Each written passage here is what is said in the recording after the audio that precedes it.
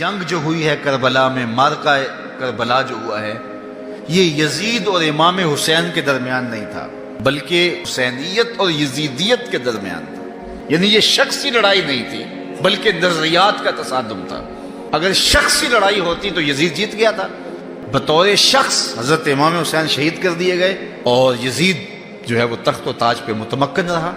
تو اگر یہ شخصی لڑائی قرار دیں تو یزید جیت گیا اور امام حسین ہار گئے، یہ شخصی اگر لڑائی قرار دیں۔ اور اگر یہ لڑائی نظریات کی قرار دیں، اور جو حقیقت میں نظریات کی لڑائی ہے، تو یزیدیت ہار گئی اور حسینیت زندہ باد ہو گئی۔ یزیدیت کا جنازہ نکل گیا۔ وہ تخت و تاج جس کے لیے یزید نے اتنا کچھ کیا تھا، اس کے اپنے بیٹے نے اس پہ تخت پہ تھوکا۔ یزید کا بیٹا معاویہ بن یزید جب تخت نشین ہوا ہے تو وہ گھر سے باہر 6 ماہ نہیں نکلا، اس کا جنازہ ہی نکلا۔ تو لوگوں نے کہا آئیے نا تخت پہ بیٹھیے، کہا میں اس تخت پہ نہیں بیٹھنا چاہتا جس سے آل پیغمبر کے خون کی بو آ رہی ہے، میں نہیں اس تخت پہ بیٹھنا چاہتا۔ اور پھر اس کا تخت سمٹ گیا، اس کا نام مٹ گیا، کلنج کے مرض سے تڑپتا ہوا مرا اور انتہائی ذلت کی موت مرا، رسوا ہو گیا، اس کا نام بھی باقی نہیں ہے۔ میں گزشتہ برس کربلا میں حاضر ہوا تو حضرت امام حسین کا چمکتا ہوا روضہ نور دیکھا۔ وہ لمحے بڑے دردناک تھے جب ہم کربلا میں پہنچے اور رات کا موقع تھا، تو ہمارے ڈرائیور نے کہا کہ یہ نہر فرات ہے، وہ نہر فرات جو چمکتی رہی اور جس کی لہریں اچھلتی رہیں، اور کربلا کا یہ مقدس قافلہ پیاسا رہا۔ تو عجیب قلب کے اندر کیفیات کا ایک جہان تھا۔ یہ تو امام حسین کا روضہ ہے نا، لیکن یزید کا نشان نہیں ملا۔ میں نے تاریخ کی کتب میں ڈھونڈا کہ یزید کی قبر کہاں ہے، تو مجھے تاریخ نے بتایا مزبلہ دمشق، دمشق کے اندر کوئی جگہ ہے جہاں لوگ کوڑا پھینکتے ہیں، تو اس کوڑے کے نیچے کہیں یزید کی قبر ہے۔ نشان بھی نہیں ہے کہاں ہے، لیکن اتنا پتہ ہے اس روڑی کے نیچے یزید کی قبر ہے۔ یزید کی قبر مزبلہ دمشق میں، اور امام حسین کا قبضہ آج بھی کربلا پہ۔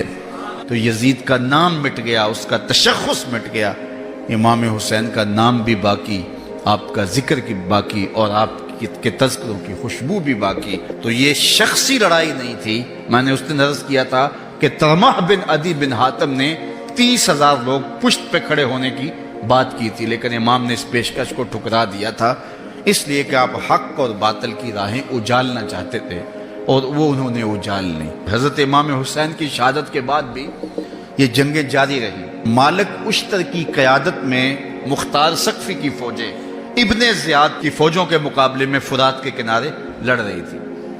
اللہ تعالیٰ نے فتح دے دی، ابن زیاد نے گھوڑے کو ایڑ لگائی اور میدان چھوڑ کے بھاگ گیا، باقی جو بھی قابو آتا اس کو پکڑ کے قتل کر دیا جاتا۔ خیر یہ لوگوں کی پہنچ سے بہت دور نکل گیا، لیکن اس کا جی گھبرا رہا تھا، پیاس کی شدت تھی، گھوڑا بھی ہانپ رہا تھا۔ تو یہ چلتے چلتے صحرا میں گیا تو وہاں اس نے دیکھا کہ ایک خیمہ ہے، تو سوچا کہ میں چلتے چلتے ان سے پانی کا گھونٹ مانگ لوں تاکہ اپنے جگر کی پیاس تو بجھا سکوں۔ تو اس نے گھوڑا کھڑا کیا اور ہانپتا ہوا اس نے پردہ اٹھایا، دیکھا تو خیمے میں امام زین العابدین قرآن کی تلاوت کر رہے تھے۔ تو جب اس نے دیکھا تو ایک دفعہ تو شرم سے پانی پانی ہو گیا، لیکن مرتا کیا نہ کرتا، پیاس کی شدت تھی کہ حضرت پانی دیجئے۔ امام زین العابدین نے دیکھا اور پھر گھڑے سے کٹورا بھرا اور اس کے ہاتھ میں تھمایا، سمجھا کہ حضرت نے مجھے پہچانا نہیں، پانی پی لیا، شدت کی پیاس تھی، پھر مانگا، آپ نے پھر دیا، تیسری مرتبہ پھر مانگا، آپ نے پھر دیا۔ 3 کٹورے پانی کے پینے کے بعد امام زین العابدین سے کہنے لگا حضرت شاید آپ نے مجھے پہچانا نہیں۔ امام زین العابدین ابھی تک ضبط کیے بیٹھے تھے، آنکھوں سے موٹے موٹے آنسو نکلے۔ کہا بدبخت تجھے نہیں جانتا جس نے میرا خاندان اجاڑ دیا، 6 ماہ کے بچے بھی نہ چھوڑے، جس نے مخدرات کو اونٹوں پہ بٹھایا، کیا تجھے نہیں جانتا جس نے خاندان نبوت اجاڑ دیا؟ تو کہا حضرت اگر جانتے ہیں تو میرے ساتھ یہ سلوک کیا کیا؟ کہا ایک دن ہم مہمان بن کے تمہارے گھر آئے تھے، جو تم نے کیا وہ تمہارے خاندان کی ریت تھی، آج مہمان بن کے ہمارے دروازے پہ تم کھڑے ہو، جو ہم کر رہے ہیں ہمارے خاندان کی ریت ہے۔ تو یہ شخصی لڑائی نہیں تھی، یہ نظریات کا تصادم تھا۔ تو امام حسین رضی اللہ تعالیٰ عنہ جو چاہتے تھے وہ ہوا، حق اور باطل کی سرحدیں بالکل واضح ہو گئیں. نہ یزید کا وہ ستم رہا، نہ زیاد کی رہی وہ جفا، رہا تو نام حسین جسے زندہ رکھتی ہے کربلا.